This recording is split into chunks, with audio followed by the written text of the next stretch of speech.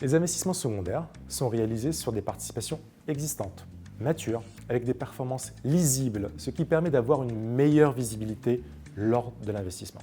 Ceci permet de réduire le risque de l'investissement secondaire et d'augmenter les chances d'atteinte de la performance espérée.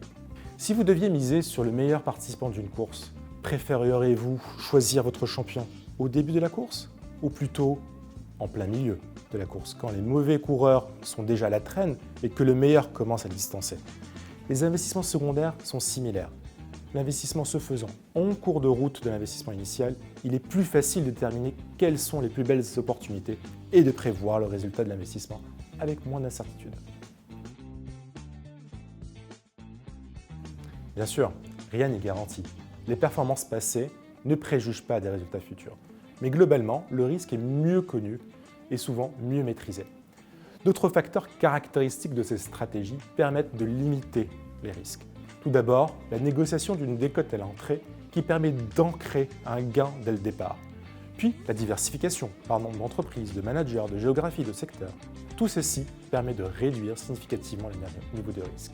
Au cours des 3 dernières décennies, la classe d'actifs secondaires a démontré sa résilience et son niveau de risque le plus faible du private equity.